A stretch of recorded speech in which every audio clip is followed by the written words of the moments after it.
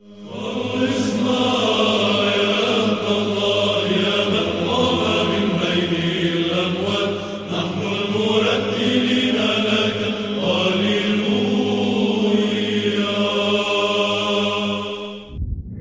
well, Edom did not, they never occupied all of Israel. Edom is in Israel now. Amalek. What are you talking about?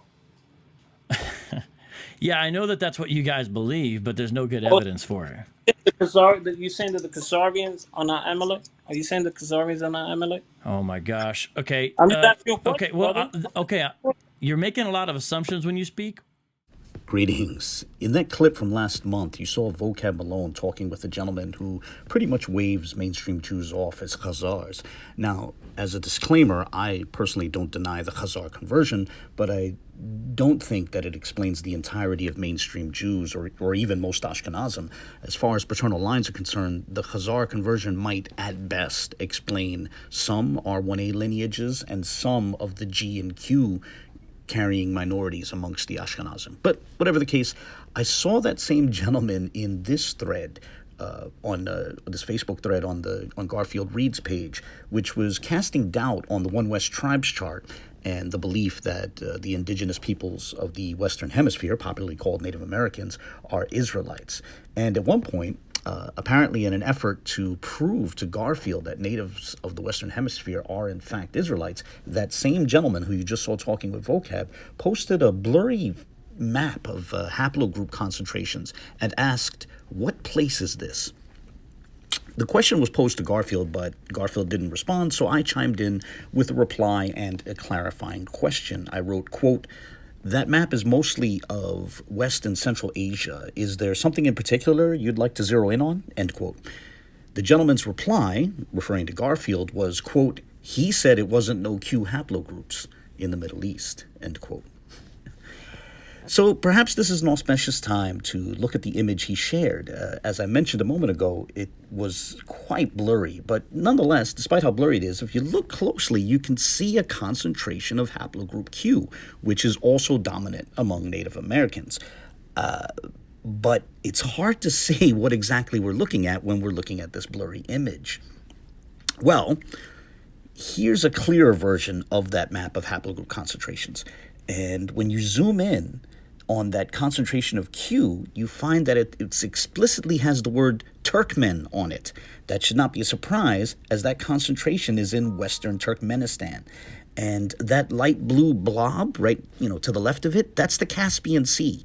Now note that in multiple other languages, the Caspian Sea is called the Khazar Sea because the Khazar Empire surrounded the northern part of that sea.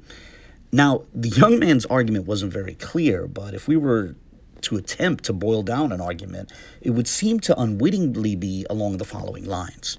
Q carriers are along the banks of the Caspian Sea.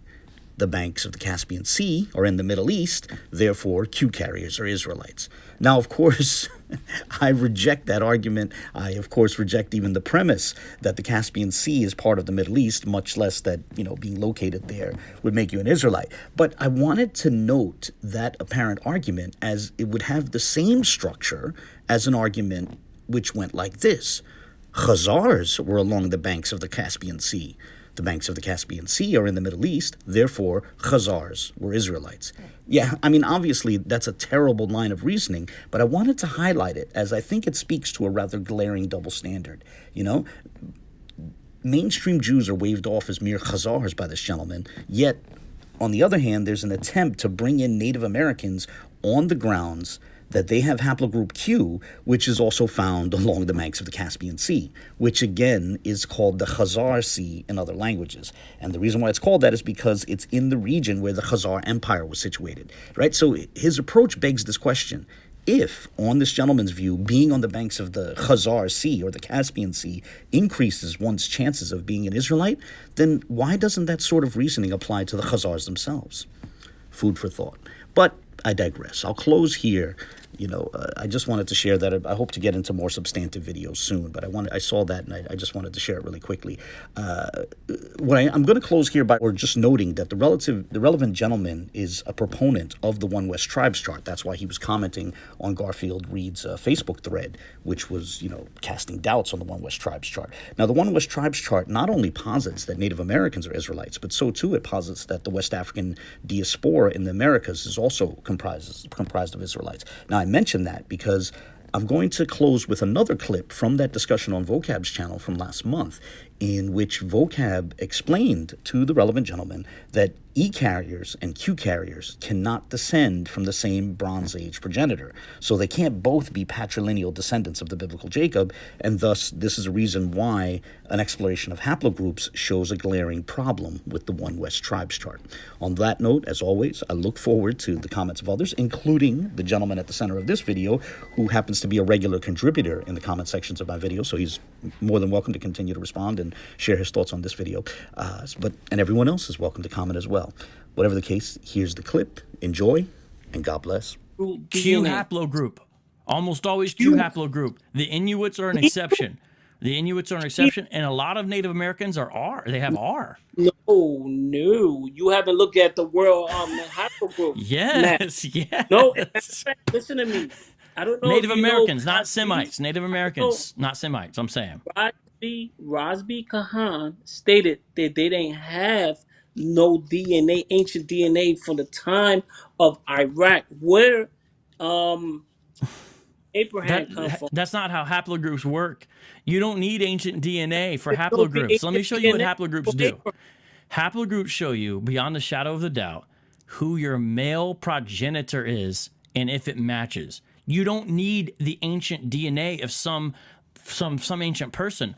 All you do is say, this person has this haplogroup, this person has this haplogroup, and if they have two different haplogroups, they cannot have the same male progenitor. Now, autosomal DNA is something different. It doesn't mean they're not related to anybody that's, say, Semitic or Asiatic, whatever term you want to use. But on their male side, if you're Q, you cannot be under haplogroup J if you're under haplogroup Q. And Native Americans, for the most part, are haplogroup Q. You cannot confirm the J haplogroup J. Forget about J. E. If you believe Black Americans, hold on. How you jumped in from J to E though? No, okay, I'm showing you none of them match. You just did though. None of them match. If you don't have to buy J, that's fine with me. But if you understand that about 70% of Black Americans are E1B1A, then you realize that if someone's under haplogroup E, they cannot be from the same male ancestor as someone under haplogroup Q. They just can't. Forget about Abraham's DNA. This just means they can't match. That's all I'm saying. Okay, I understand that. Now you're changing again. Now you took it to the so-called African Americans just because they had the haplogroup E. Now you're saying they don't match up with Q. What that got to do with the conversation? I'm trying to tell you, show me ancient Semitic DNA. Because this book shows the haplogroups of most Native Americans, for example. That doesn't still tells you ancient DNA Semitic. Okay. Q is not a haplogroup native to the Levant. Q's not from the Levant. That's why. How many people? You know how many people took over the Levant? A lot, yeah, that's true. Was not the Canaanites What does that have to do? Okay, then so what? What does that have to do with DNA that originates from Central Siberia? No. So that's not the point. See, right there, you just confirmed it. You know how many people was there in ancient time? It's the truth. You can't tell which one is the original Hebrew haplogroup. You're missing my point. You're missing Malak. I'm not saying which one is the original. I'm saying that certain people groups cannot be related to each other because of the haplogroups in the way of having we'll say male progenitor, the primary one or whatever. Now, that's all I'm saying.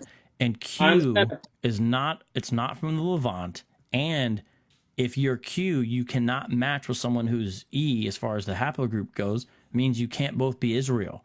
So if you think Q is Israel, then it can't be other people. You can't put them on there too because they don't have the same male ancestor.